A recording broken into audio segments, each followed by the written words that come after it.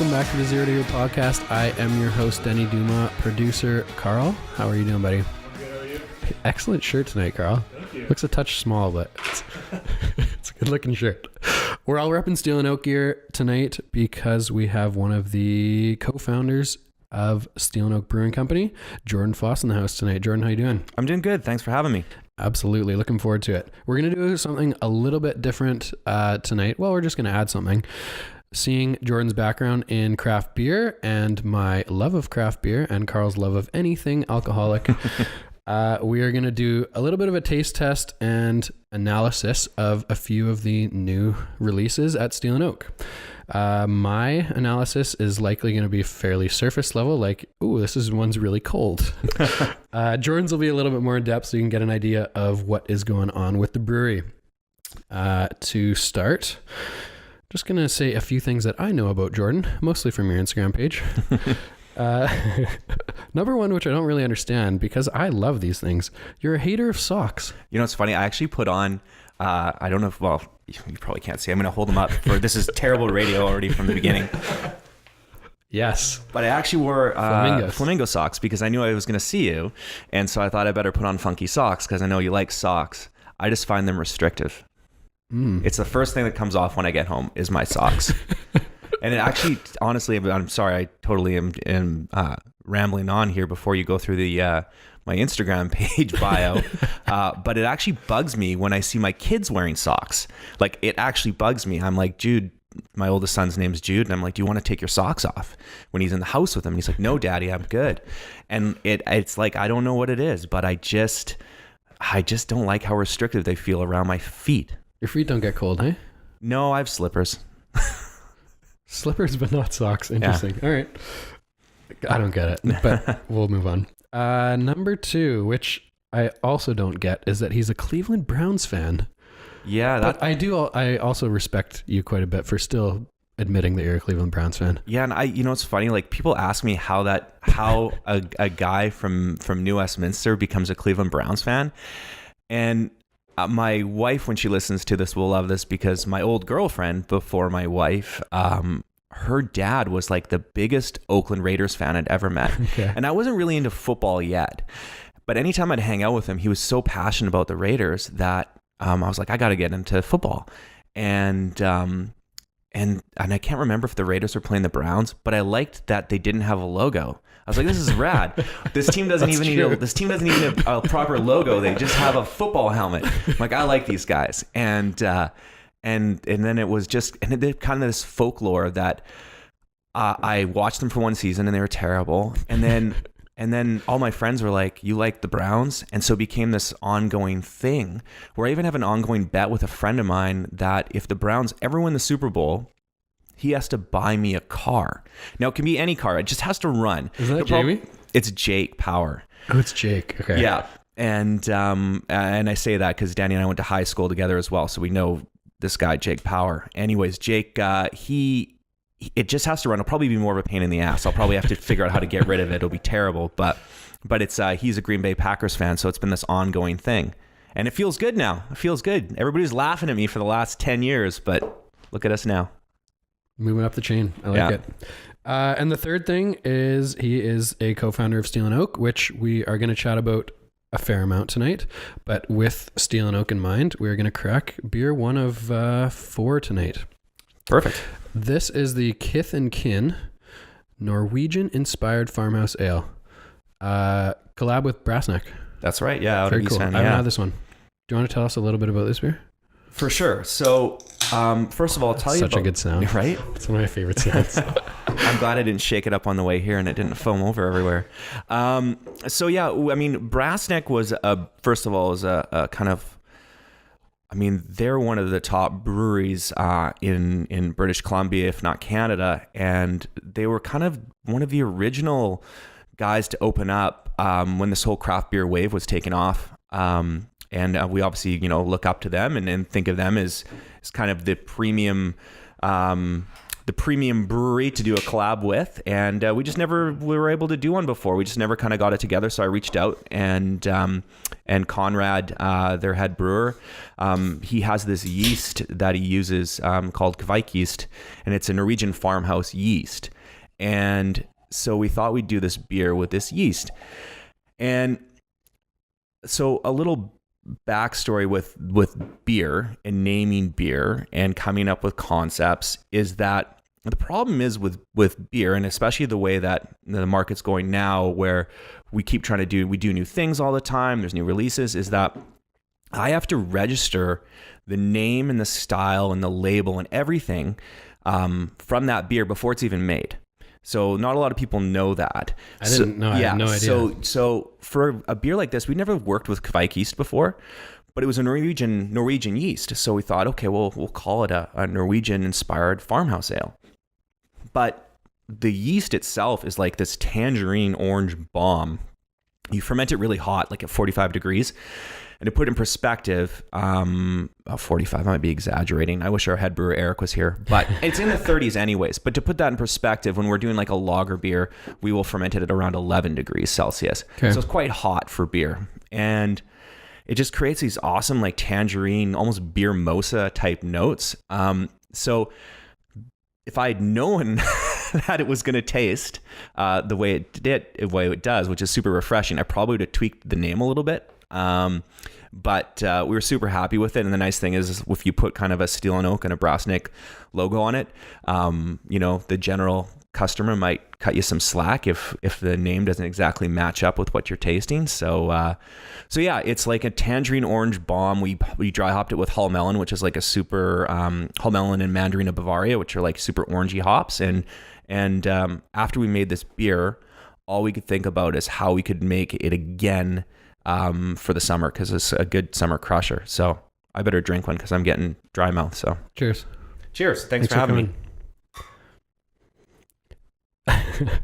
I'm thinking my description of the beer is going to be a little less detailed than that one. You should have gone first.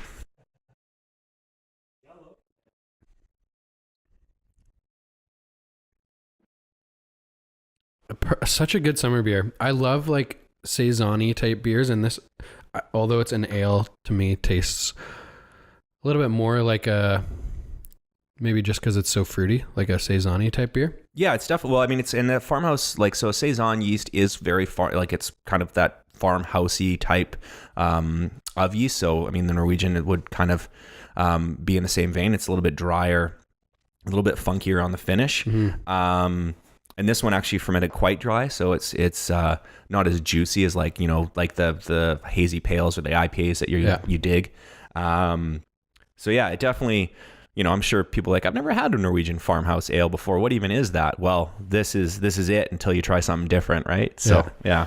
One of the things I wanted to talk to you about was like naming and how creative you need to be, especially with how competitive the beer industry is. So where did Kith and Kin come from? So Kith and Kin, we kind of run with a, it's a bit of a group effort.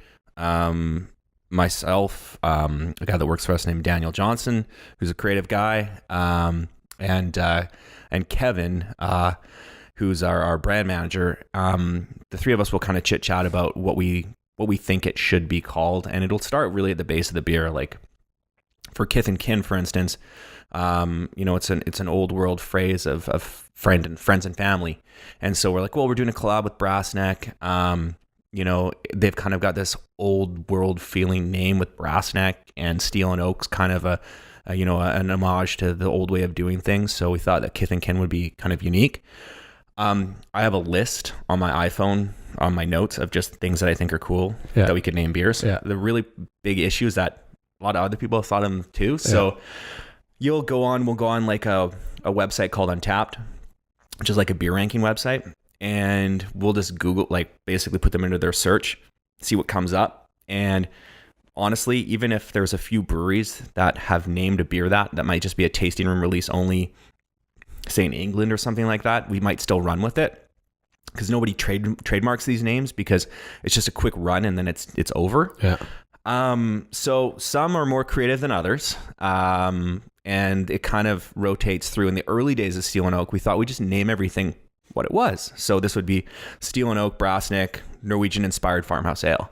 But from a marketing perspective, it gives people a lot more to hold on to when it's got an actual identity and a name behind it. So we've kind of changed our approach where some of the beers we'll just call it what it is, especially if it's a confusing style that people aren't used to.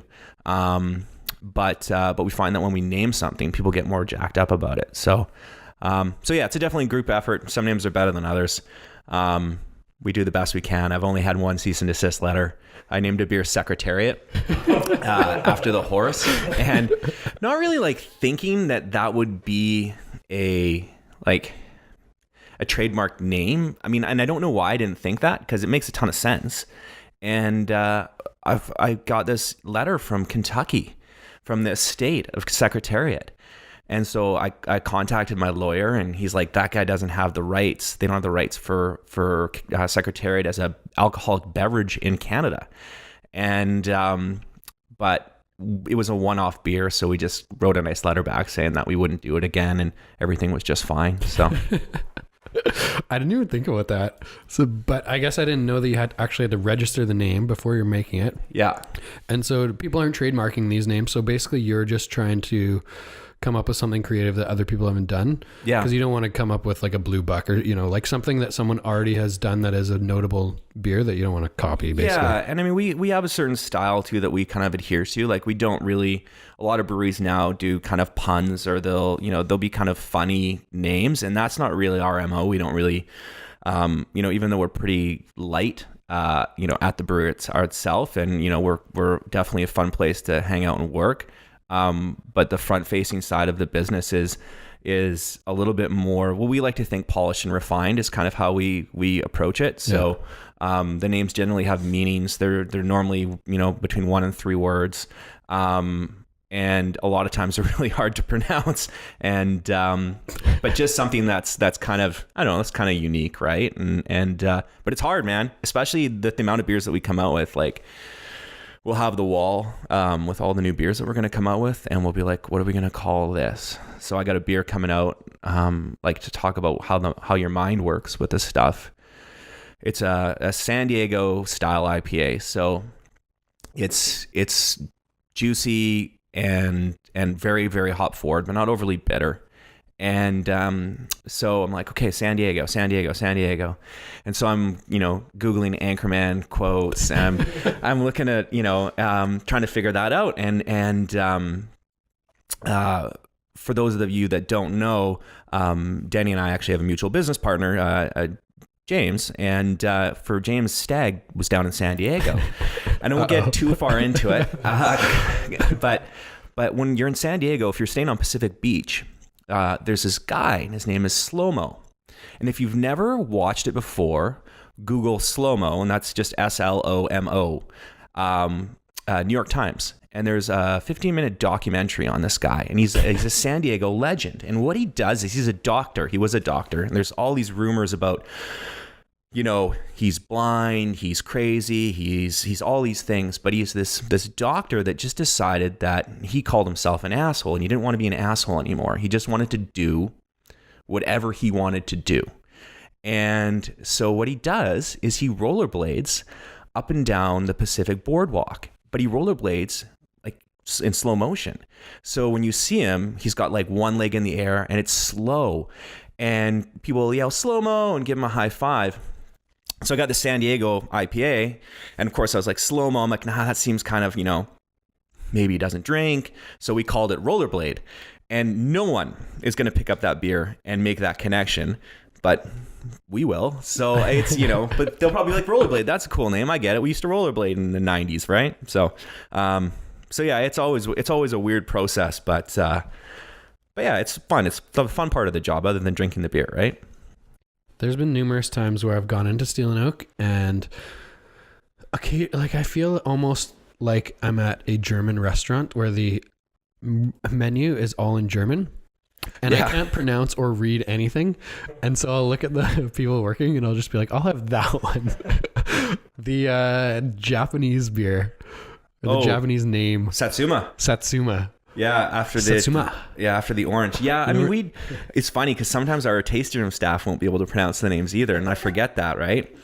But yeah, the German stuff, I mean, that was our original kind of, our original brewer was German trained, so we did a lot of German style beer, and you get your Weizenbox and your Doppelbox and your Weiss beers, and so yeah, or Marzens, and everything's got an umlaut or some kind of weird thing over top of the letter, and yeah, it's also too like the one nice thing I always liked about beer was that it's easier. Well, at least I thought in the early days, it's easier to order off a menu. Like sometimes even to this day, if I go to a nice restaurant and we want to order some wine, like when you go down that wine list and there's certain wines that you can pronounce and ones that you can't, you generally pick the ones you can pronounce, right? Because you don't want to look like an asshole in front of the waiter or the waitress.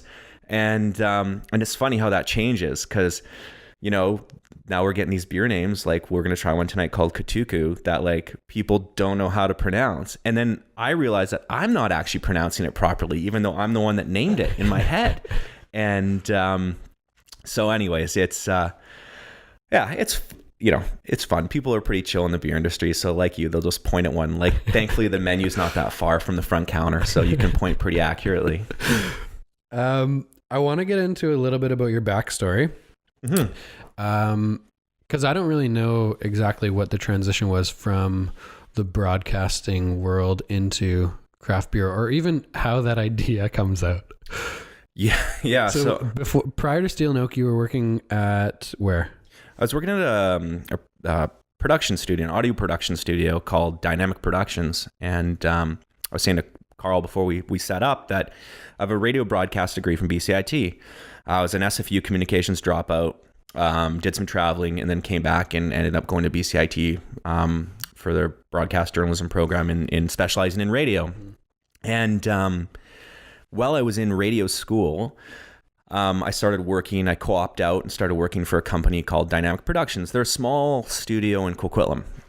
You wouldn't even know that they were there. And, you talk about like niche businesses that like no one competes with, that just have carved themselves out this nice little sweet spot.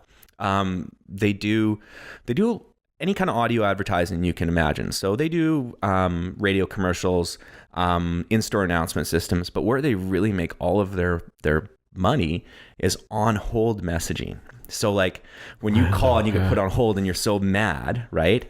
So we would be the voice on that other line that'd be like, hey, thanks for calling G&D Realty. We'll be right with you. Sorry for the inconvenience. And then, say some information about it. So it was a fun gig because it was good variety. So like I would do some voiceover work. I'd produce the commercials. I would do some sales. I would even do some technical support and stuff. So it was kind of one of those.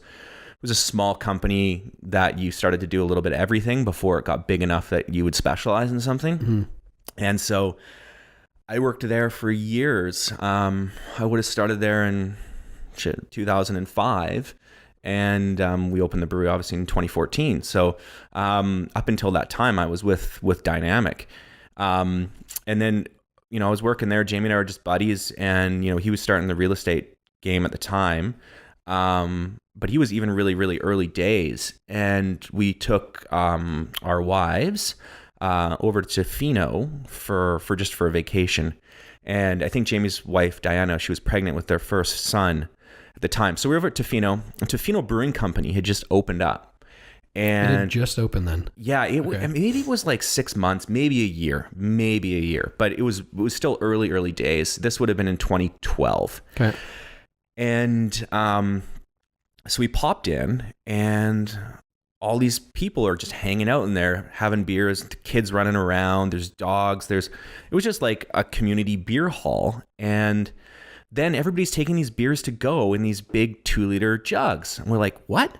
You just like buy this jug and they just fill it up with a beer for you and you just take it back? So we would go there every day and fill up our 2-liter growler with beer. And then we'd go back to our place and drink it, and you could try different things and different variety, and it was busy all the time. And the nice thing with the beer industry is people are very open.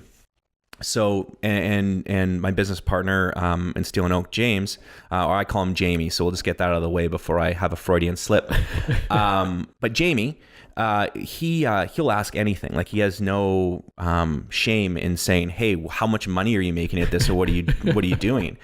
And so he asked them, and he's like, "Well, where do you guys sell all your beer?" And they're like, "Well, we just sell it here." And he's like, "What do you mean you sell it just here?" "Well, we just sell it out the front door here." He's like, "You make all this beer and all you do is sell it in Tofino?" And they're like, "Yeah, that's all we do." And it was like at that moment, this light bulb went off in both of our heads. We're like, holy shit, like we could do that. And even though we have no idea how to make beer, I'm sure we could figure it out. And so that's where the idea started. And we just came back home, started putting a business plan together. I just moved into a house in Westminster, and so I had a good backyard for home brewing. So we bought all the homebrew gear, did all the research, and we would just brew in my backyard, making terrible beer and getting quite drunk because it takes like 8 hours to make beer. So you just sit there and drink beer while you do it.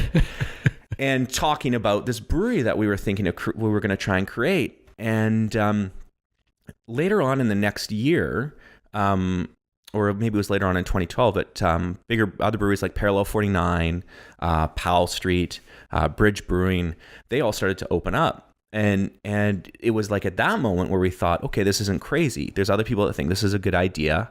Obviously, people think it's a good enough idea that there's multiple breweries opening up, so we should get on it if we want to get going. And we just decided, we put the business plan together.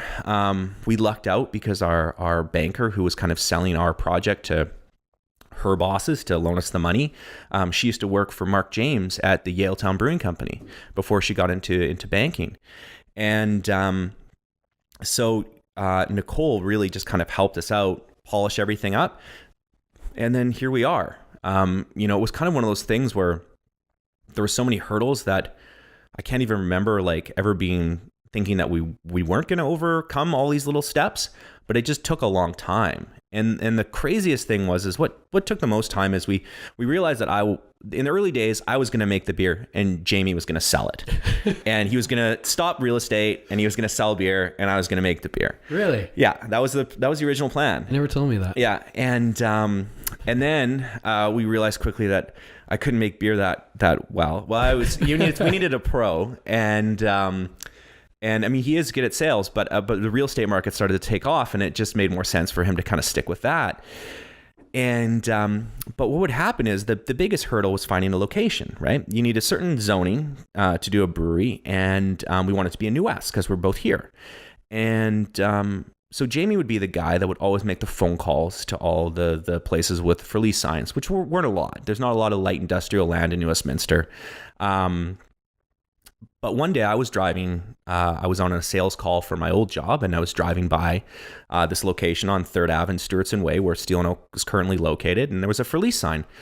And so I just picked up the phone and called it. And I talked to our now landlord on the other end, and she said, "Oh yeah, you're looking to try and open a brewery?" And I said, "Yes." And she's like, "Your business partner has already called about opening a brewery here." She's like, "But I haven't called him back yet. Why don't we set up a time in I think it was 2 days from now." So I said, "Great." And so I called Jamie and I was like, "Hey, I've got this place down on 3rd Ave. That's booked us in. I think you talked to her, but they're going to book us in for 2 days to have a look at this place."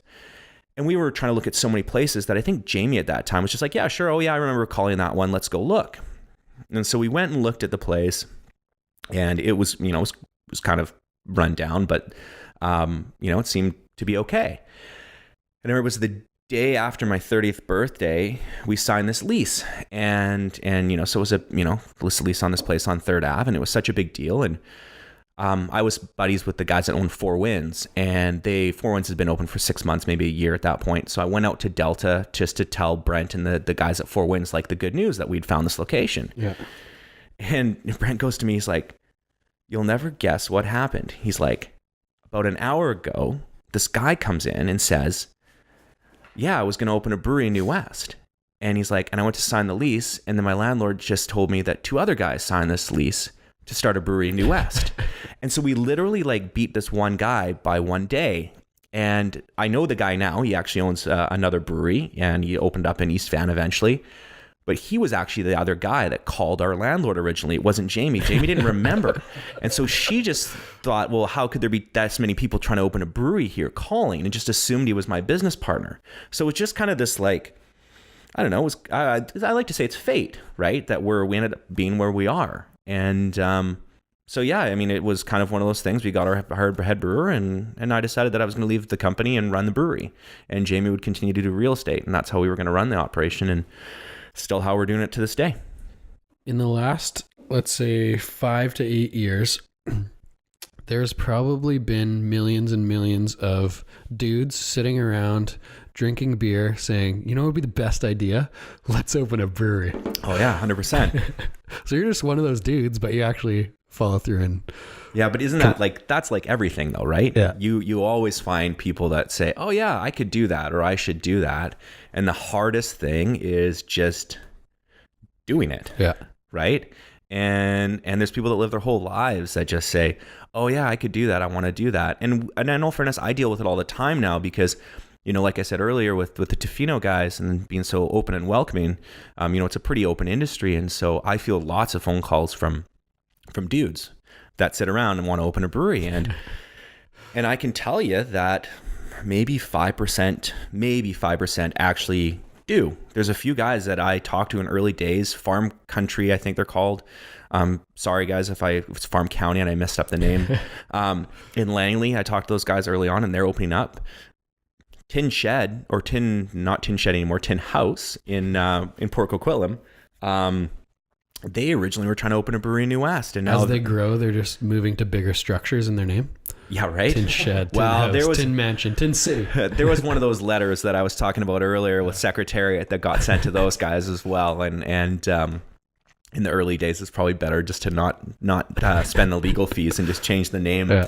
So you know, there are people that I talked to early on that are doing it for sure, but most of them don't. It's expensive and it's scary and there's a lot of us now too, right? Like I would not to like, you know, make anybody feel awful, but I would not want to open a production brewery right now. I wouldn't want to do it. And not knowing what the market climate's like, not knowing what, or knowing what, you know, the rest of us that opened in 2013, 2014, and 2015 have been able to kind of secure as our marketplace. It's a tougher nut to crack now to get into the craft beer industry. Gone are the days where you could just open a brewery, open your front tasting room doors, and just expect it to be full, right? What period of time went by where it was that moment in Tofino where you're like, oh, maybe we could do this, to opening the doors of Steel&Oak? So we said maybe we could do this. It was probably March of 2012. And then we secured the location in September of 2013. So almost a full year before that happened, or over a full year before that happened. Then we opened the doors to Steel&Oak. It was June 23rd, 2014. So it would have been, yeah, over 2 years. A little over 2 years. Yeah, a little over 2 years. And we actually, I think we did it fairly fast. I mean, there was definitely a good 6 to 9 months of just shooting the shit, saying, should we, shouldn't we, should we, shouldn't we? And I mean, the hardest thing when you're starting a new business is trying to figure out like what your sales numbers are going to be like, because you have no idea. And like, especially in the craft beer industry in those days, and I make it sound like I'm so old, even though we're only about 5 years old, but we are technically old in a pretty young market right now for craft breweries in BC. There were only so many people that we could call upon to ask information from, right? And nobody has the same situation, right? Like I knew the Four Winds guys really well in Delta, but they're in the middle of this industrial park in the middle of nowhere in Delta. And they hadn't won Canadian Brewery of the Year yet. They hadn't got the success that Four Winds is now, you know, known for. And Parallel 49 was way bigger than we were ever going to be. So talking to those guys wasn't really, you know, that useful, even though they were open to. And then I was good friends with Lee, who owned, her and her husband Jason owned Bridge Brewing. But in those days, Bridge was just operating out of a brewery that's not much bigger than this room we're in right now, just selling beer out in North Van with like 2 people. Like Lee would literally strap her kid to her chest and sell beer that way. And so there wasn't a lot of information to pull from, right? And so I mean, we just kind of were throwing darts at a dartboard, and even then we had no idea, and we were definitely wrong, and like we couldn't have called what actually ended up happening, you know? So you just roll with it. Getting into a brewery is very capital intensive. Yes. What were those 2 years like? Was there ever moments of like, holy shit, this is a terrible idea? You know what? I think I was too naive. Yeah. To go down that road yet. It was obviously my first business. I didn't have any kids yet. So, you know, my wife and I kind of had this agreement. I remember we were laying in bed and I'm like, if we do this and it goes south, like we are literally selling this house and moving back in with my parents. And so I think I was just always too naive to think that, to actually really understand the magnitude of the money that had to go into it and money that had to continue to go into it for us to grow. I'm much more aware of it now when I look at my bank account, and especially as Jamie and I continue to want to do other things with Steel&Oak and other projects, you know, and yeah, it's crazy, right? Like you know what I say to people is you start to lose touch with what is a lot of money. Right? Totally. So if somebody wants to buy something for the brewery and it's under $5,000, I don't even think about it. It's like spending $20 out of your own pocket, right? You know, if it's $15,000, I'm like, okay, well, do we really need this, right? It only starts to get serious when it's like $20,000 to $25,000. You start to really think about it. And so, which sounds like we're making a lot of cake, but we're not. You know, it's you know, you make a lot of revenue, but your costs are really high, and you've got all of this equipment and this capital that you've invested into this equipment that you're paying down. And the only way to grow is to basically spend money on like you're basically buying a Mazda 3 every time you want to get a new fermentation tank, right? So it's just, and I think people don't realize that there's this romance about brewing that like you can do with anything. And yeah, you can, but you can't grow that way. And so you're either just going to be stuck, you know, just barely scraping by. And yeah, you know, if you're passionate about it and it feeds your soul, great.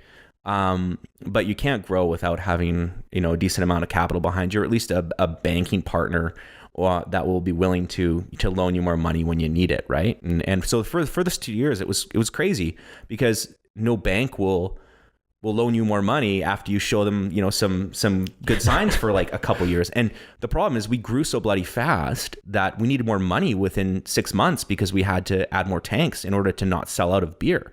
So everybody's like, oh, that's such a great problem to have.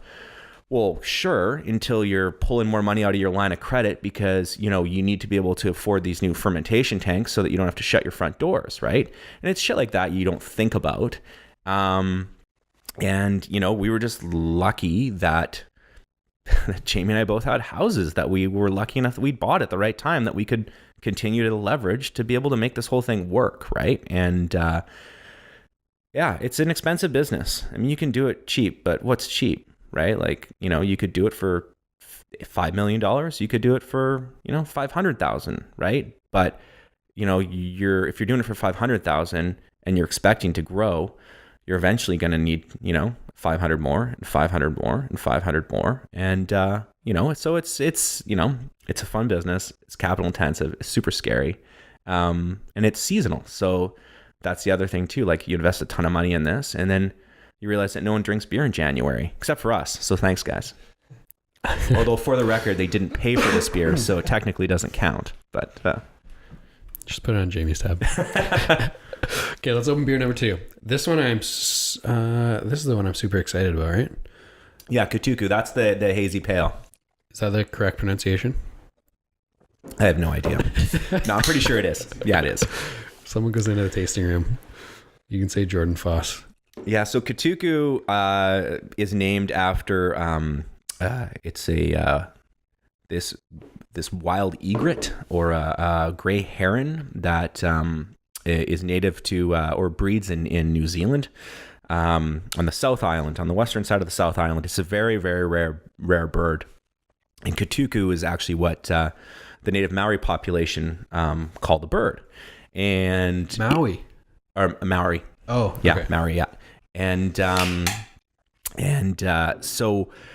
Kutuku also means beautiful. So if somebody compared you to a Kutuku, it would be a really nice compliment because they're so rare, but they're very beautiful birds. And so the reason that I got to that name was that one of the main focal hops in this is actually a New Zealand hop called Nelson. And so I was just kind of searching for kind of unique things that related to that area of New Zealand. And I came across this name for Katuku. And I thought, that's kind of a pretty sounding name. And that's basically it. What are we drinking in this one? So, oh, this smells so good. Let me smell. I haven't drank it. I haven't had this one in a week, but oh yeah. Oh man. Just for the record, Zero to Hero listeners, these are my absolute favorite beers right now. The hazy pales and hazy IPAs. And I'm literally going to liquor stores and just going down shelves and trying to find any hazy beer that I haven't had before. You and like 70% of the population. Like we can talk about good beer trends. It's crazy to see how quick the market changes for what people want, right? Yeah. But yeah, so this beer, it's the Nelson hops. They've got like this white wine gooseberry character. It's super tropical. And this one actually fermented pretty dry. So a lot of times with these hazy pales, they'll be quite sweet and juicy. At Steel&Oak, we just kind of the way that most of our palates are, including the brew team, we like things a little bit drier and not as sweet. The idea behind most of our canned beers is that you can drink 4 of them and not drive anywhere, but you can drink 4 of them and not like feel like death the next morning. And a lot of times with the juicier, sweeter ones, you can get a pretty intense hangover from them. So this one, it's all juice up front and super aromatic, super expensive to brew because you just have to pack it full of hops, and it finishes pretty dry. And it's you could probably call it an India Pale Ale, and no one would call you out on it, but it's definitely a lower ABV and more kind of in that hazy pale ale category. So. You say more expensive to brew, like comparatively to like a regular ale or a lager or something like that. Mm-hmm. What percentage more expensive would it be to brew? Is it just because you're adding a ton of hops to it? Yeah, just mostly because of the hops. Okay. So the main cost in beer, like, I mean, they're obviously it's malt, hops, and yeast. What people don't know is that yeast is actually quite expensive. But the nice thing with yeast is that you can reuse it. So let's say it costs $1,000 to put yeast in a beer. Well, if you want to brew another beer with that same yeast, you can harvest it from that first beer. And so for us, for like our flagship brews, let's call it, say, Red Pilsner, we'll reuse that yeast for 8 generations. So the first brew seems really expensive, but then it's cheaper and cheaper and cheaper and cheaper as you reuse the yeast. And it actually gets better and better. So some yeast is a lot easier to harvest, and you can use it for a longer amount of time. Some not that long.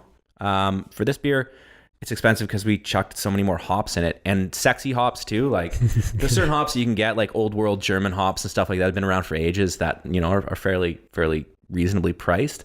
But like the sexy New Zealand and Australia are super popular right now, and so like hops from those countries are quite expensive, and obviously you have to import them over.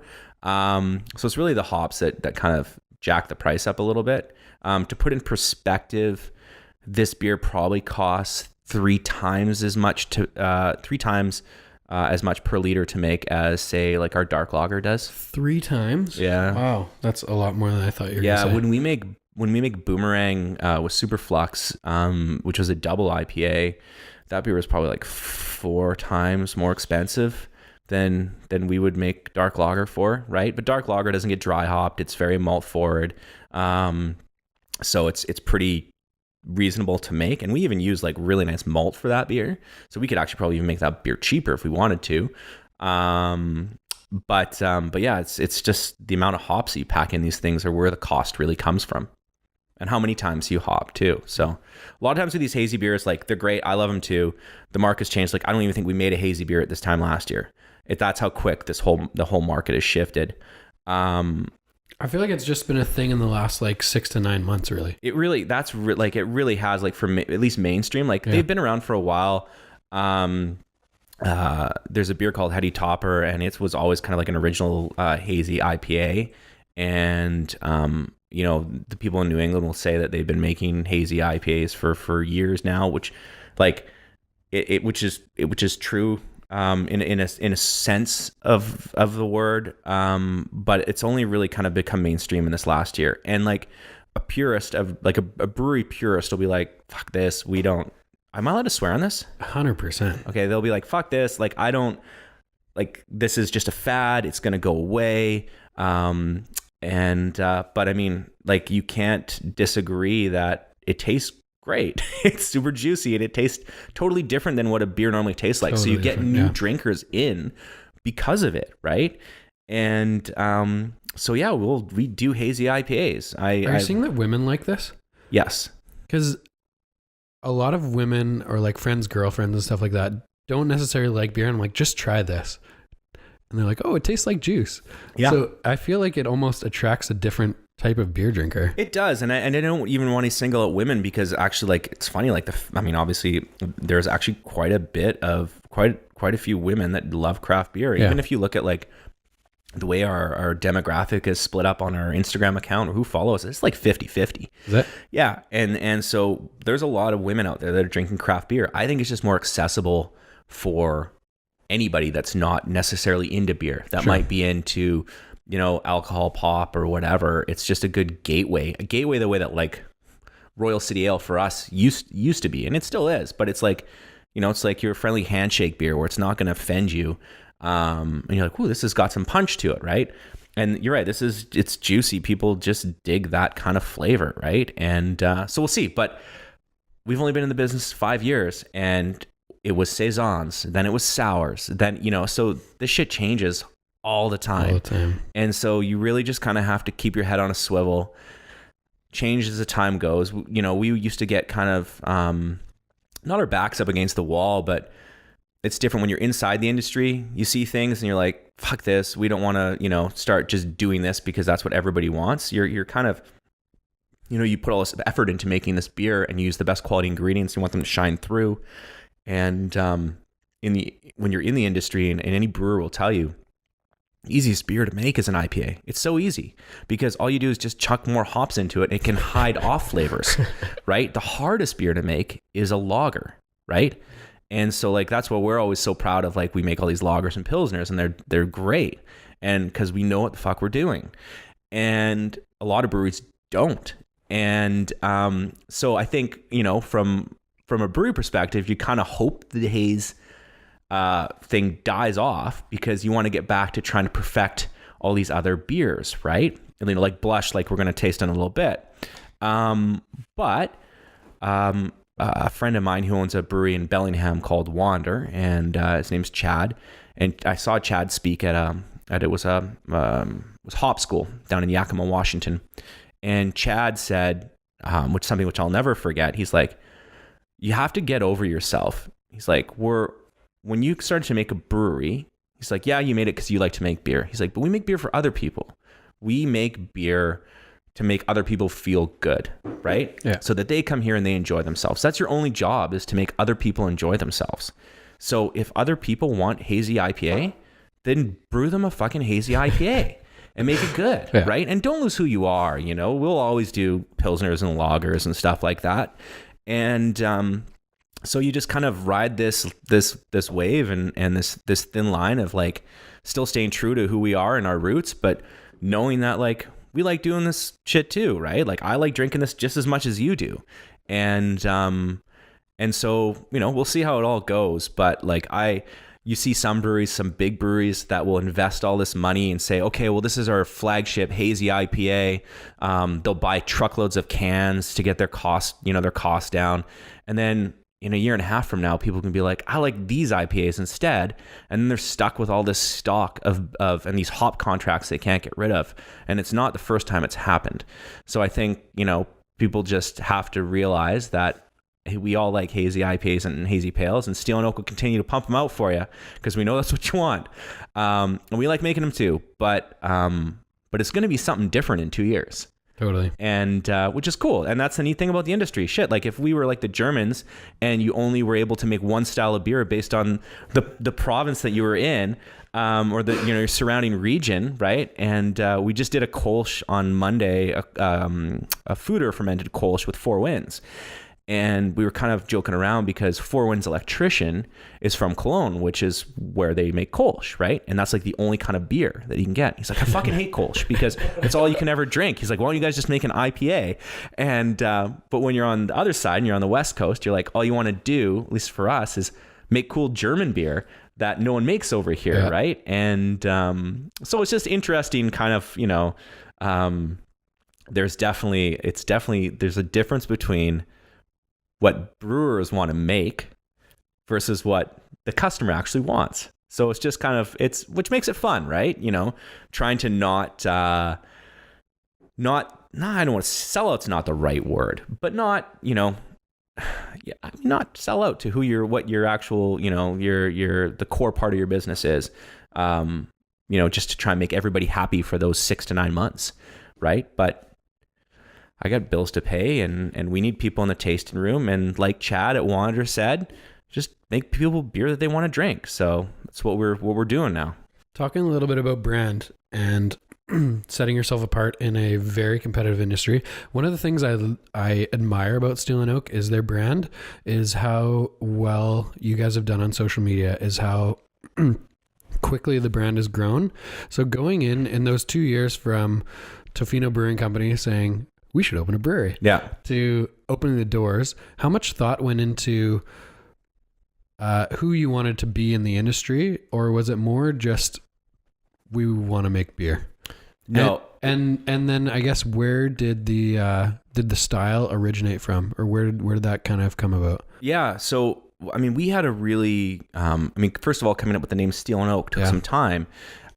We wanted to make sure that we paid respect to New Westminster. Is, you know, it's the original capital of British Columbia, right? It's the oldest cities in Canada, right? And it's had beer here since the late 1800s. There's been a brewery in New West. And so we wanted to make sure that we paid respect to, you know, all of the breweries before us, and kind of just throw back to what New Westminster was about. So Steel&Oak is basically that. It's celebrating the materials of years past. The oak, beer used to be fermented in oak, and it's kind of, you know, it's a symbol of strength, and where New Westminster and the beer styles that we're doing are going forward, which is the steel of side of things, right?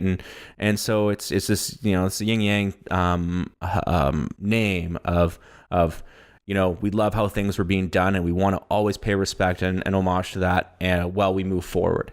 And so with that name, you know, taking the philosophical part out of it, a good friend of mine named Daryl Ogansky, he lives in San Francisco now. He works for Slack, which is I guess, no, they're not. There's like a social messaging company, right? Yeah. We use them at the brewery. And anyways, he had his brother-in-law, Dylan Yee, was a designer. And Dylan actually now works for Apple down in San Francisco. And so we were starting this brand, this brewery. And so, as most people do when they start up a new company, they ask for help from their friends. And so Daryl and Dylan and Jamie and myself kind of developed this Steel&Oak, pretty straightforward, word-based logo. We wanted it to be like type-based, because the one thing with type is that it's a lot harder for it to go out of style long term, especially when it's pretty straightforward like ours is. Where as soon as you add like a stylized icon or a logo, it's a character or whatever, it can quite often go out of style, and you have to rebrand quite a bit. So we had this really straightforward brand. The original idea was that this Steel&Oak with a square around it would be like a window into the past of the history of New Westminster. So in the early days with all our social media, what I would do is, we would on our Instagram, and we were early adopters with Instagram. So we were lucky there. We started at the right time and we put effort into it. And while everybody else was fucking around with Twitter, we focused on Instagram. And so what I would do is I would go to the New West archives and find all these old photos of of New Westminster from the 1800s, and they would all be black and white. And then I would do all these posts of, how the brewery's coming along, things that people, want to see and what we're doing. And then on the Friday once a week, I'd post a picture and reference the archive number of what the old school picture was, and I'd slap our Steel&Oak logo around it, and I'd make a comment that would relate to whatever that photo was and what we're going to do. And it worked really, really, really, really well. We don't do it anymore because we're a bit more of a just, it worked really well to gain foothold in New West, which is what's, kind of the most important to us. But as generally most people in New Westminster knew who we were, we kind of need to broaden our reach. And so we've kind of shifted a little bit. So it was always this white or black with a little hit of red. So that's why, our bottles and everything, they'd have a little red cap. And that was all Dylan Yee who started that. The big S&O that you might be familiar with on the cans and on the growlers transitioned away from Dylan. Dylan got a job. He didn't have time. As you also find when you start up a business, when you're getting things for free, it makes way more sense to actually pay for things, because then you can hold people accountable and nobody just feels like I couldn't ask Dylan, be like, hey, I know you got to work, but I need this done, because he was doing me a solid, right? Yeah. So a guy by the name of Jesse Bannister, who my friend Daryl, and Daryl has actually been the one constant that's connected me with all our designers throughout the years. He used to DJ with Jesse at this club we used to go to all the time in the US called Barfly. And so I knew Jesse. There's a throwback. Yeah, I knew Jesse. And so Jesse approached me when we were opening up. We were getting close to opening up, about wanting to design our packaging. So he had a packaging design firm in Gastown called Also Known As. So we met with Jesse. Jesse's a great sales guy.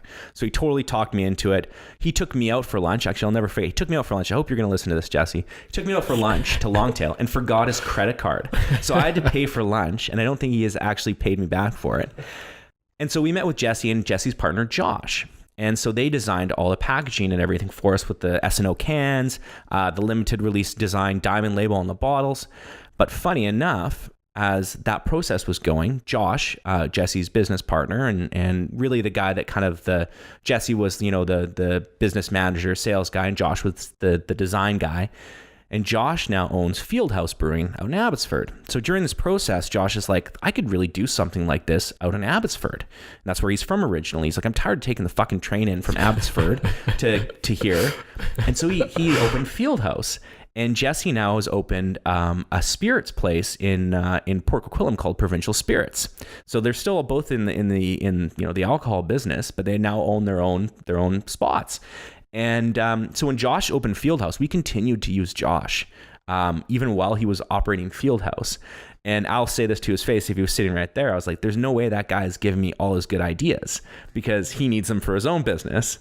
And so I went back to the well, my constant, my old friend Daryl, who's best man at my wedding, and he knows design really well. And he put me in touch with our new designer, her name's Sammy Christensen. And Sammy was dating a guy at the time that worked with Daryl, and her and I had coffee, and I absolutely loved her right from the beginning. She was way younger than all of the previous people that were designing the beer, and I knew that she was going to be the one that was going to be able to take it forward to speak to a different audience and to keep Steel&Oak, keep the brand still there, but like make sure that we continue to be cool, because I'm getting older. And what I've learned very, very fast is that I'm not as cool as I think I am. And it's really evident when you run a business where your staff are all in their 20s, and I'm only 35, so I don't even think I'm that old. But anyways, so that's kind of the story of the design. And when we were, for the social media part, like, we were just lucky that we were early adopters of Instagram. And both Jamie and I are visual guys. And so we really liked the idea of being able to take photos and to tell a story. And really, when it comes down to it with any brand, and what I really enjoy doing is I am a storyteller. I like telling a story. And I also feel I'm empathetic, and I know what people feel when they see something. And so Instagram really worked well for us, because I would know what our audience was going to feel by looking at something that we had created. And so you don't post the bullshit that no one cares about. You only post the good stuff that makes somebody feel. What, I mean, obviously since the early days of Instagram for Steel&Oak, going from black and white photos that you're finding in the archives of the city. Yeah. What's the goal with social media for the brand right now? So I think the goal is to continue to, we obviously want to increase our engagement, right? Like anybody does in any kind of, social media platform. My goal right now is actually to what happens is when Instagram started to take off and there became all this noise and algorithms changed, right? Before it used to be easy if you were just at the top of the page, so post often, right? But now you have to be way more mindful. So I'm a lot more careful with what I post and what I don't.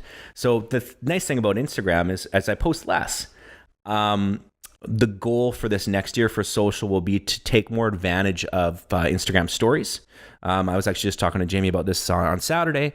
I have a real tough time. And it's funny because I listened to one of your earlier podcasts and I heard you talk about it. I have a tough time, even though my wife will tell you that I love talking about myself and I love photos. I have a tough time putting myself on camera and saying, hey, it's Jorden from Steel&Oak. Welcome to the brewery. Here's a tour, and Instagram stories is built for that like one-to-one contact, right? And I have a tough time with it. I don't know, it feels weird, right? It's like this weird thing that I would have to get over. So I think for us social, the goal will be to make sure that I'm still more of a face of the brewery and the brand. And I'm the one constant, and obviously we have lots of, great, staff and family that have been with us from day one, but even they will tell you when you're sitting here, you really need one person to be the face that people connect with your brand, and that face is mine. So my goal this year, which sounds like a fucking super egotistical goal, is to put my face more on the brand. The other thing that we talked about earlier too is from socials that we're looking at starting a podcast as well at Steel&Oak. To be honest, like I didn't listen to podcasts, and the reason I didn't listen to podcasts is because I don't commute to work. I literally live 5 minutes away from the brewery, and then if I listened to podcasts while I was at work, I couldn't concentrate on my work. So I just would never listen to them because I couldn't do it. And but actually when I'd heard that you were doing one, and so I listened to yours, and I had a couple other, the regular ones that everybody listens to, and Joe Rogan, Tim Ferriss, all those guys, right? Because I was like, okay, I need entry level into podcasts, and I quite like it. But what in part of my other life, I sit on the Tourism New Westminster board. And we just hired a new executive director, and she comes from Madison, Wisconsin. And she was saying that in Madison, her greatest tool was podcasts, and how the growth of podcasts is insane. So for us, it's definitely about getting a podcast up and running, which will be more industry based. It'll be sitting around talking about beer, but it'll more be about interviewing other brewery owners around the world that customers or people in British Columbia wouldn't have access to, that we would have access to because of the industry that we're in. I'm going to do less on Twitter because I'll just be completely honest, it's too much to manage, and our engagement on it isn't what it used to be.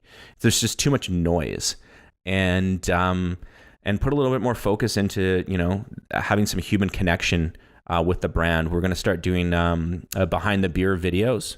So when we launch a beer, we'll put the picture on Instagram, and then when you carousel through to the next slide, it'll be our head brewer Eric talking about what went into Katuku and why did he want to do this. And he might be like, well, Jorden was giving me a hard time. He wanted some of the Nelson hops in it, and so, or it might be something more elaborate than that.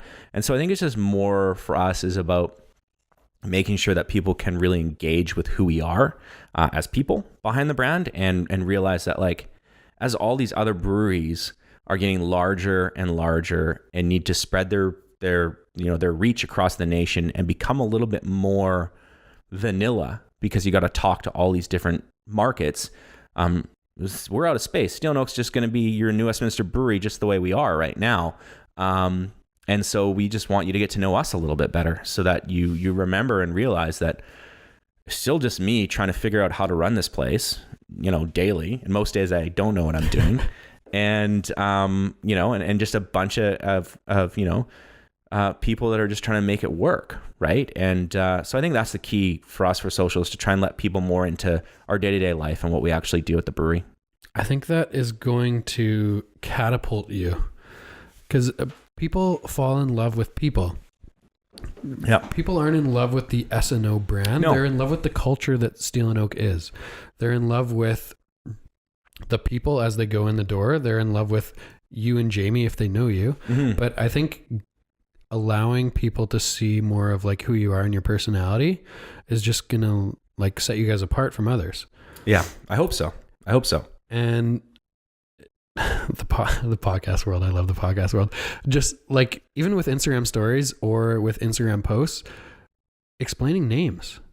Yeah. Like going into if a beer's named Rollerblade, just explaining how you came up with it and where it came from. Yeah. People would relate to the beer so much more than just like, oh yeah, I like rollerblades in the summer. Yeah, no, for sure. Right? Yeah.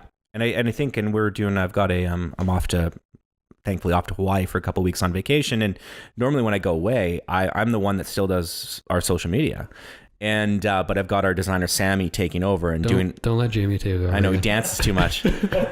I know. I was down in San Diego. I'm like, what the hell is he doing? There was a lot of HR complaints that week, weren't there? Oh yeah. He posted that photo of, I was a flasher one year for Halloween, and he posted this picture, and all it said was Flasher Foss at Halloween, and he didn't explain that he was taking over our Instagram account.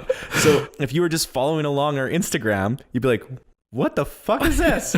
And so I texted him from San Diego. I'm like, you got to tell people that it's you, right? Like, so that they know this is a new thing. But yeah, if you haven't seen it, you should check out Steel&Oak on Instagram. But my business partner Jamie took over our account while I was away with my family for a week, and all he did was dance every day. It's great. It's super entertaining. It's super entertaining in small doses. Small doses. Yeah. But yeah, so our designer Sammy, she's going to take over the account and do more behind the label, right? And behind the design and how she comes up with the ideas and what she does. So I think it's, like you said, it's just, how are people going to relate? Kith and Kin, they're going to be like, okay, cool. It's Brass Neck Steel&Oak. It looks great. It's got gold on the label. Let's do it. We know it's going to taste good. But you're right, explaining more about why is it called Kith and Kin? Why did we do a collab with Brass Neck? And so I'm going to put a little bit more focus on old school blogging as well, just so that I can explain it from my own point of view and voice of, well, we love the guys from Brass Neck because they were like heroes to a bunch of us, and they opened one of the first breweries in East Van, and they did, they paved the way, and Nigel runs Alibi Room, which is this craft beer haven.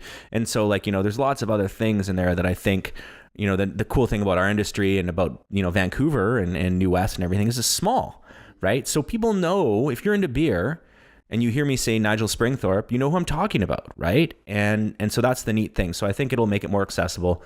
And I hope you're right. I know I'm right. Why I love podcasts, Jordan, and I think you should do one, and I think it's going to be awesome. And it could even, long term, could even be more valuable for you guys and the brand, and even for you individually, because it's been super valuable for me. Because it's real life. Yeah. It's real communication. It's real stories. Whereas I don't really read.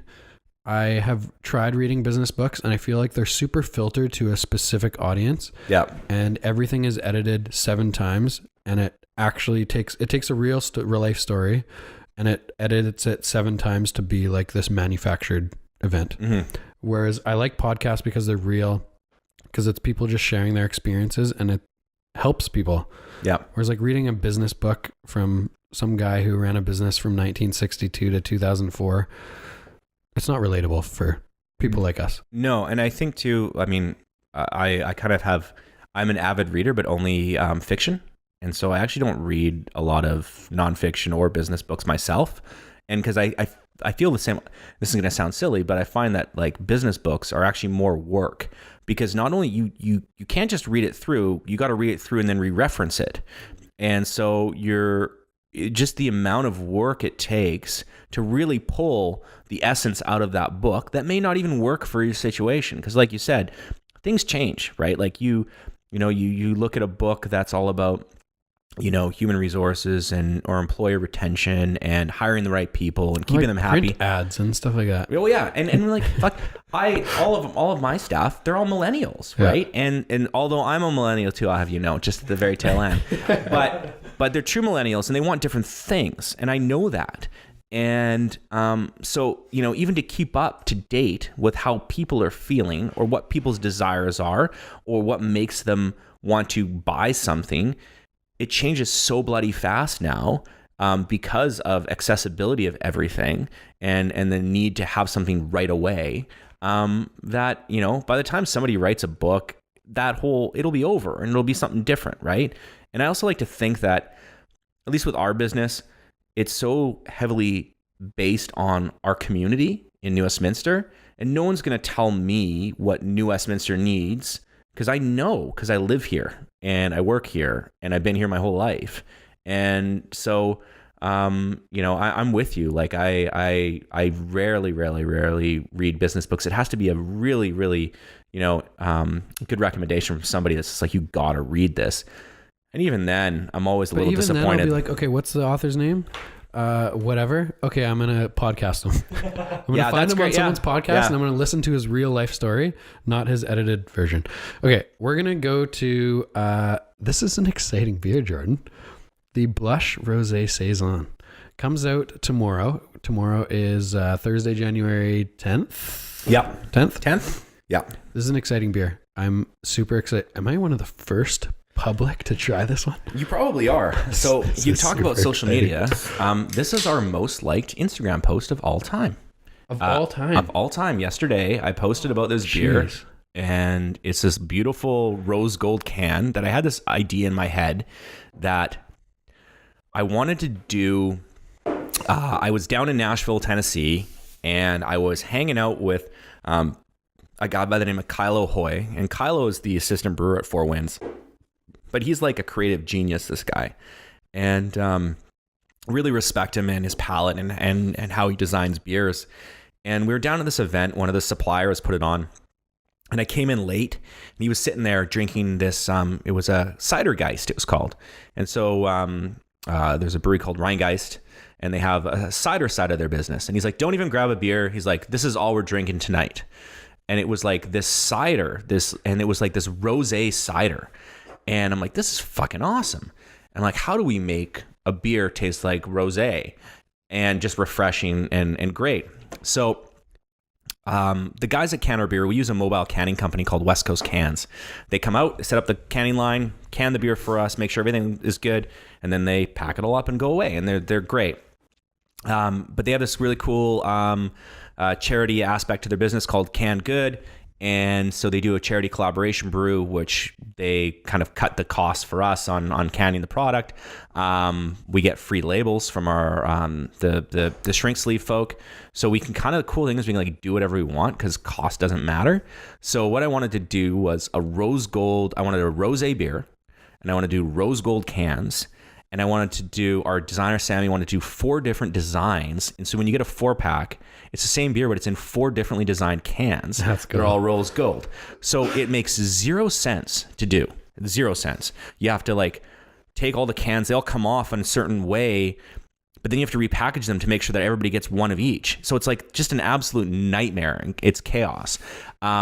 The guys canning in the back probably didn't like that. No, well, it was such a production that we actually had to take the cans, because our brewery is so tight in the back, we take all the cans to West Coast Cans because they have a big warehouse, and then send our guys there to repackage it all. Oh, really? And then bring it back to go in our fridge. So they have fun. Like, we don't do that very often. So it's kind of a fun thing, and it's for a good cause. The Camp Carry Society, which is a camp, their head office is based out of New Westminster, but basically it's a camp for people who are going through some sort of loss and grief.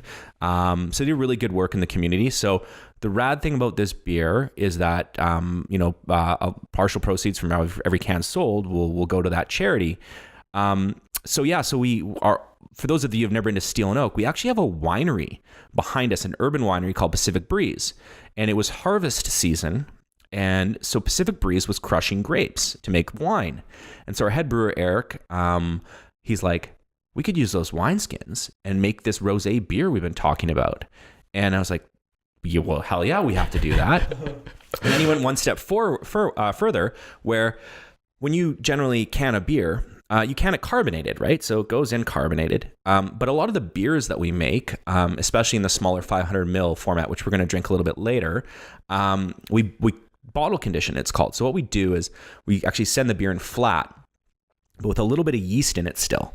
And then when we pitch a little bit of sugar and keep the beer warm for a bit, and the yeast chews up the sugar and will naturally carbonate the beer inside of the bottle. And so we decided that we wanted to try and can condition it, which the West Coast cans guys are like, no one's done that before. We don't know if it's going to explode. You guys better have your math down right. And luckily, our head brewer Eric is actually a mechanical engineer. He used to be an airline mechanic as well. So if anybody has their math down to it's him. And so he nailed it. Like even when you opened it, it just foams up just a little bit above the top. A touch. Yeah. And so it's a saison yeast, so it should be a little higher carbonation. And it's fucking awesome. But like I posted this yesterday, and 2 days ago. And I'm sitting there, my wife and I have kind of this rule when I get home, because I'm sure like you, I'm on my phone all the time.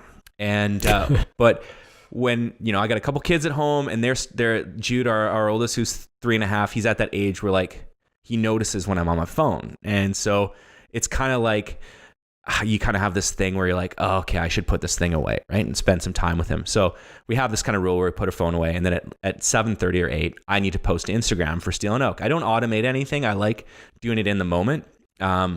So I post this photo of blush and the pink color that it is, because it's done with all these wine skins that we got from Pacific Breeze, the winery behind us, and it's just like, all of a sudden, like I had to plug my phone in because my battery was dying from all the notifications I was getting. And I was like, what the hell?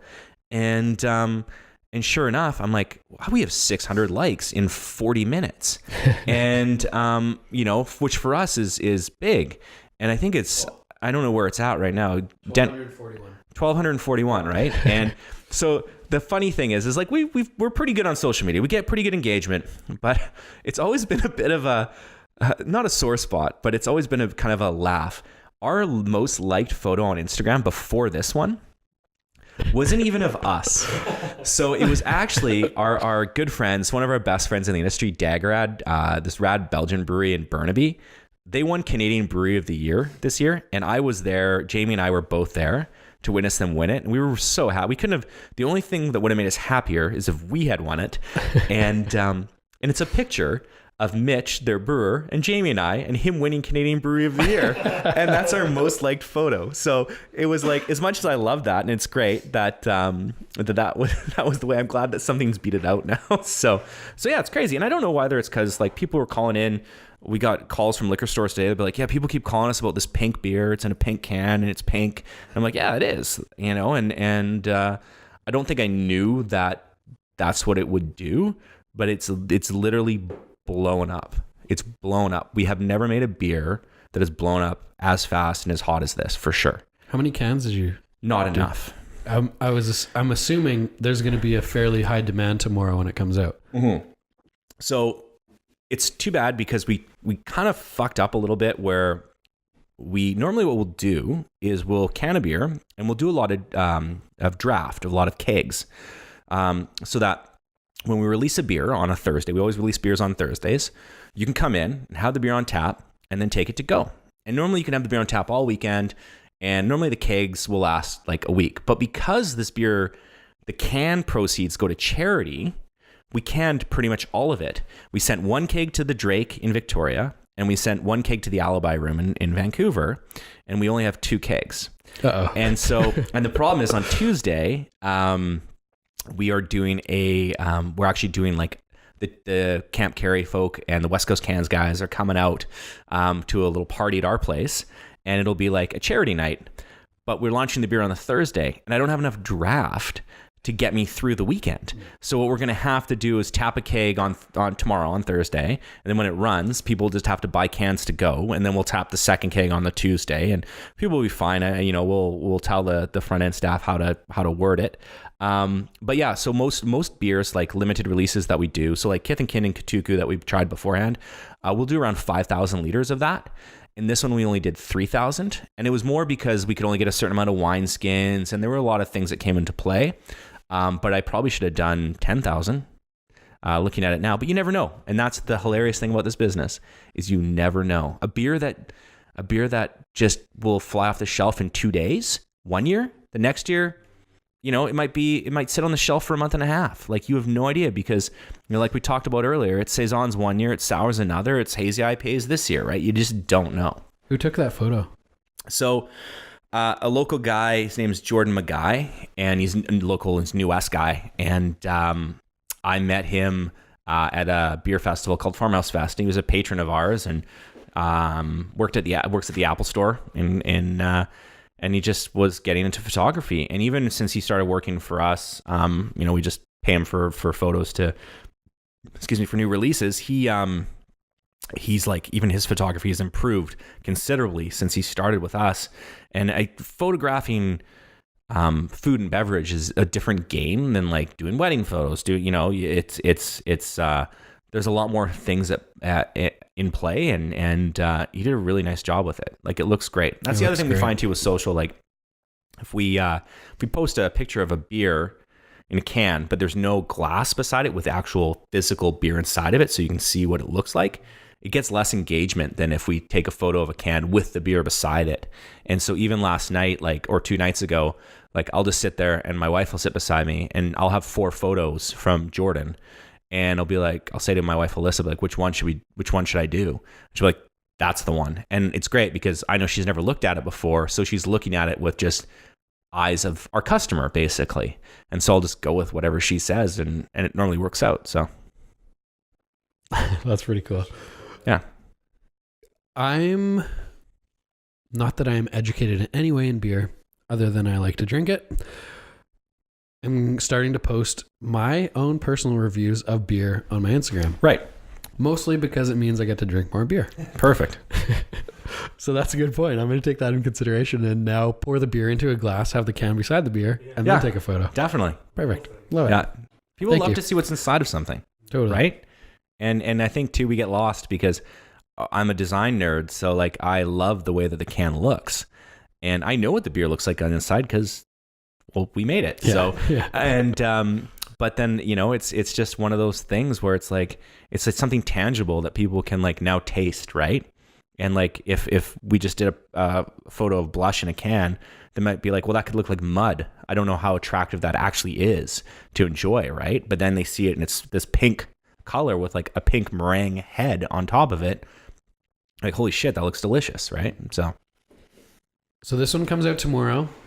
Really, Carl, I think we have to post this podcast tomorrow morning at 6 a.m. Right? So that people know that this is the only time to get the beer because it's going to sell out tomorrow. Yes. Go try this beer. It's super good. It almost tastes like champagne-y, like bubbly. Yeah. Is it a cherry aftertaste almost? Yeah, no, that's pretty much. Well, it's like cherry. It's it's Cab Franc and Merlot grape skins. So you probably get a lot of that that light fruit note and the dark cherry.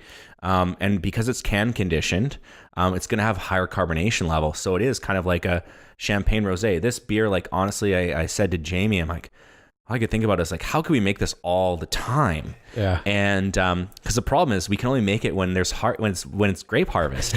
Yeah. So this beer should come out in the spring, summer, but it'll only ever come out in the winter, just the way that the seasons work, which is fucking cool because when you think about what we do, it's it's just like when you go to get veggies from a farmer's market, right? You shouldn't be able to get certain vegetables at certain times of the year. And so for us, it's neat to be able to make these seasonal beers where we're you can only get this because we have to get these ingredients and they're only available right now. It's not like we go to the grocery store and get a bunch of frozen grapes, crush them and put them into a beer, right? And so I think that's kind of the fun part for us too, right? And it'll be cool. The excitement leading up to this, knowing that we're probably going to do this beer again, and we'll probably do it for charity as well, even if it's not with West Coast Cans or whatever. And it'll probably come out again at this time next year, and we know that people will be jacked up for it because it tastes fantastic and it looks fucking cool, right? So, okay, the last thing I want to talk to you about, because it is now 9:07 p.m. on a Wednesday, and I know your kids are in bed and you want to go hang out with your wife. Talking more about brand. Yeah. So you, Jamie, with your design buddies, come up with the Steel&Oak brand. Opening doors, how are you hiring staff and implementing the brand into them? Because they're really the face of the brand. As people come through the tasting room, they're not necessarily seeing you all the time. They're seeing the staff. So how do you implement a brand? A lot of the people that listen, I'm assuming a lot of people that listen to the podcast and who I want to appeal to is like young entrepreneurs, people that want to start their own businesses or who are working towards starting their own businesses.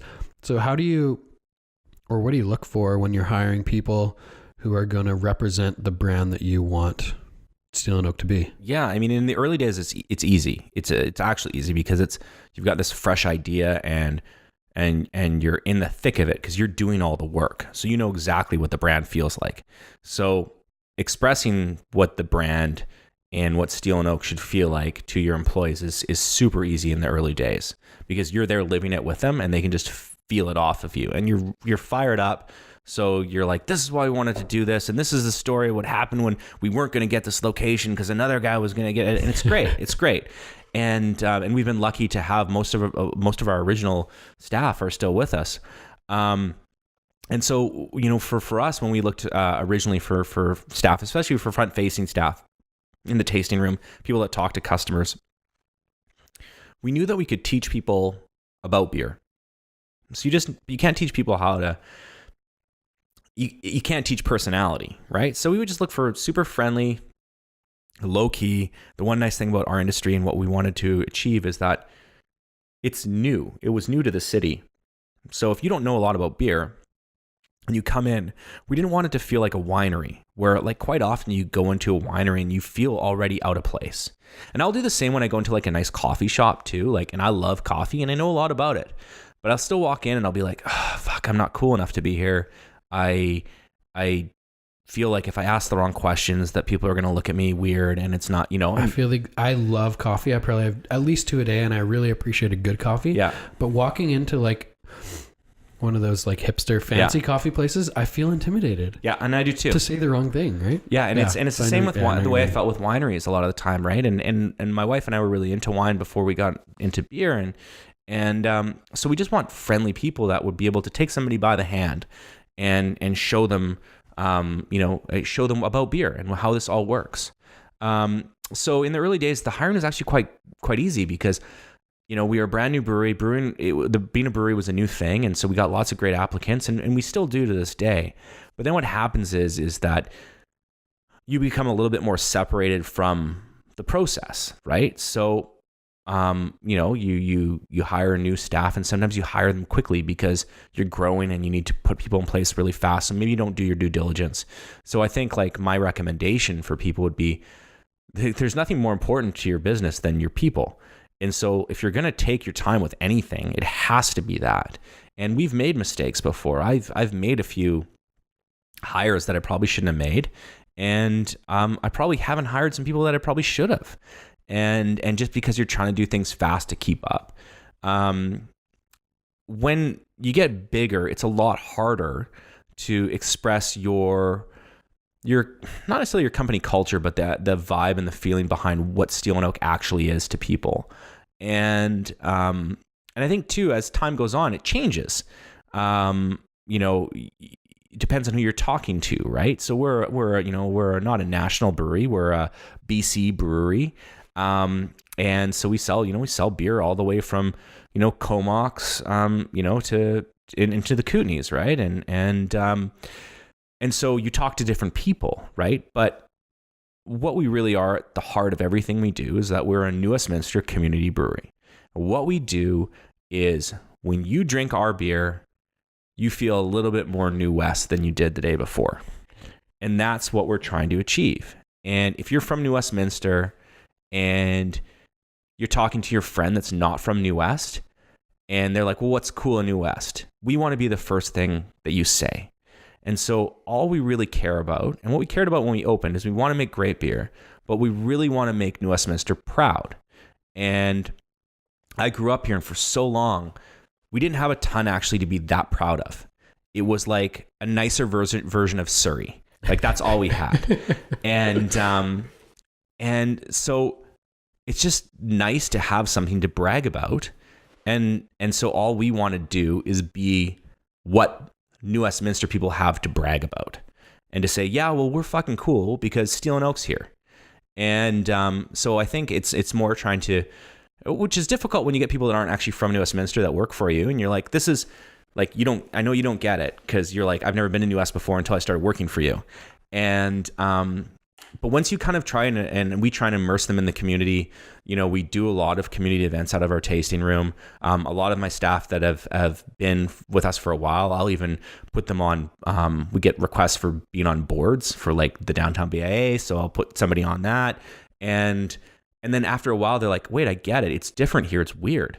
Like, it's like this town that is cool, but the rest of the region doesn't know how cool it is yet, right? Yeah. So I think it's for us now. It's and I hate saying this because it sounds so bloody corporate, but it's like it's literally writing down what we are, who we are as people, right? What do we actually care about? The craft beer is the easy part. Like that's our statement is that we say internally is craft beer, no shortcuts, right? We don't take any shortcuts. And we always use the best ingredients we can find. We give the beer the longest amount of time it needs before it tastes good, no matter, even if it means that we're going to not be able to have it out to sell in time or hit deadlines. But the most important thing is that who we are as people, right? And what we're trying to build. So I think, when we have new staff that come in, it's like, look, you need to know about beer. You need to know that we care about beer. But what we really, really care about more is that everybody that comes through here feels welcome, and that when they leave, they feel better than when they arrived, right? And that doesn't even have to be they feel better because they've got alcohol in their system. Because they've had 6 beers. No, it doesn't, right? And it's and that's the beautiful thing about beer, right? Like, I mean, you've got lots of friends. If something great happens, you take your buddy out for a beer. If something shitty happens, you take your buddy out for a beer. Right? Like it's this central beverage that is an excuse to get together and actually have discussion about really important things. And that's the cool thing about it. And it's easy and it's approachable. And you don't say, hey, I mean, maybe you might say, hey, do you want to go for some wine? But really, like, it's just a low commitment. And so I think, now that we're the size we are, we literally will sit down as a group every year and we go through and be like, are we still these people? Are we still these people that work here? And is this what we really care about? And more often than not, we reaffirm that that's exactly who we are. And so every new person that comes in, we go through the list and we're like, this is what we're trying to do here.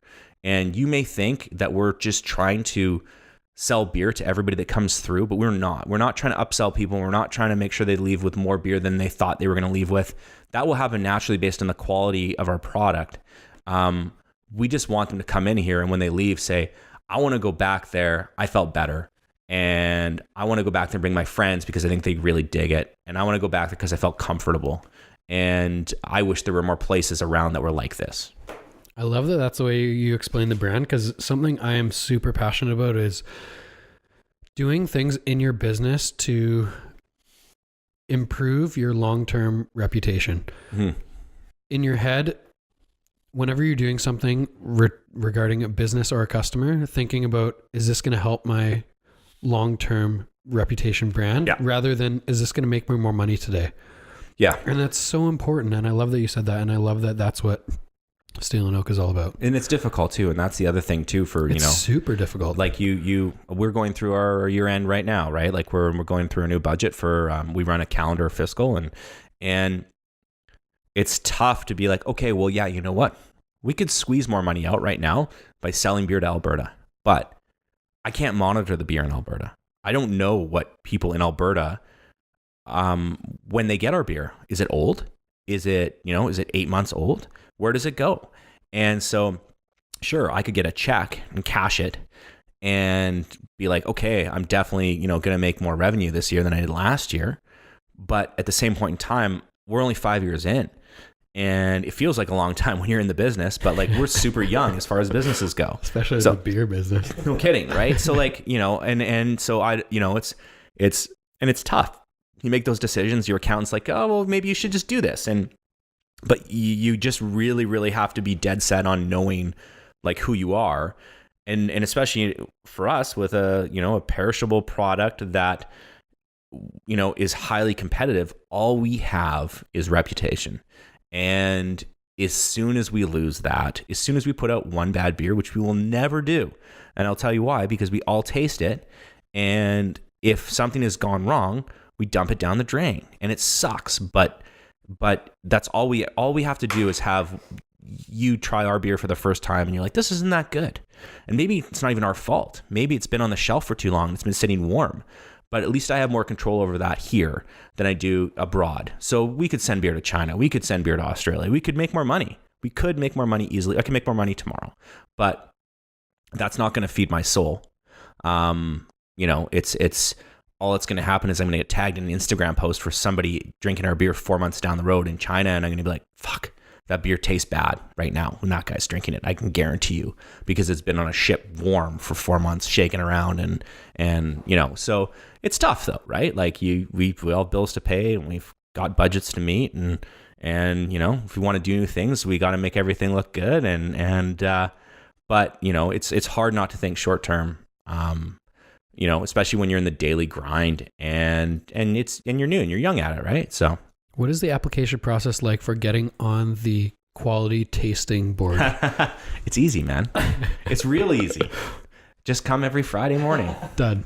Yeah, it's that easy. Okay, we're going to open this last one and I want to hear a little bit about it. The Anvil. This is very New Westminster. Yeah, so I named that one. All the New West themed names come from me because the rest of the guys are tired of it. Because upstairs, where we kind of name and everything, I'm actually the only guy from New West.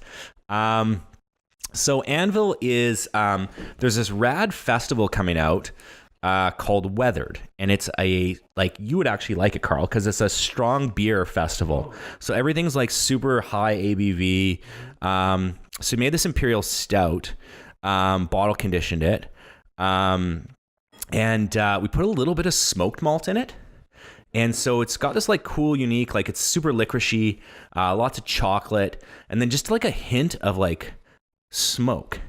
And it's actually this is probably my favorite beer that we brewed last year because we're in early 2019. So we did brew this in 2018. It's my favorite beer that we did last year for sure. Are you normally a like porter stouts kind of guy? No, actually, I like a dark beer from time to time, but just how full bodied this is and how it coats your mouth, I just like, and maybe it's the time of year because we did just come out with it, but it just I just really love it, and I like a little bit of smoke too. Like you talk about you like Scotch, and I'm a Lagavulin 16 guy. Like that's my bottle that's in my house. That's what I drink, and So, and Lagavulin 16, it's peaty and it's smoky, but it's not like over the top, like, throw you down, or maybe I'm just getting immune to it, but it doesn't punch you in the face. No, that one's super smooth. And at Steel&Oak in the early days, we used to do a lot of smoked beers. And this one's just super delicate. Like a lot of times if you didn't tell somebody there was smoked malt in it, they'd be like, what's going on here? I'm really into it. You can taste it for sure. Yeah, definitely. So we're super pumped about it. It is available like now, and then the Weathered Beer Fest I think it's actually this weekend. So so hopefully a lot of people will crush a little bit of it and walk home because they'll have to walk after they drink this one. Love it. Props on everything that's going on with Steel&Oak. I'm a huge fan, and I'm not biased at all. I'm a bit biased to the brand because I love you guys. Thank you. But I'm not biased to the beer. I really, really, really love beer. And if your beer was shitty, I would tell you, but I love most of the beers that I've tried from Steel&Oak. Thank you. If our beer was shitty, we would know. And you would know? I would know. Yeah, well, everyone has different palates, so who knows? I hope I would know. Maybe I think something shitty that you think is amazing. Well, isn't that the wonderful thing about this, though, right? 100%. Yeah. Thanks so much for coming on. The last thing I do with every podcast is give you the opportunity to make the final statement of the podcast. And that can be a piece of advice for young entrepreneurs, because that's kind of who our audience is towards, or it can be something about craft beer or something about Steel&Oak. Up to you. Cool. Well, First time about Carl's beard, because it's fucking phenomenal. Carl could work in the beer industry with that beard. First of all, thanks a lot for having me on. Absolutely. It's been a really cool experience, and I love shooting the shit, so this is perfect for me. Absolutely. I think the one thing I want to leave off and say is that it's frightening and scary to open a business. And it's okay to have no idea what you're doing.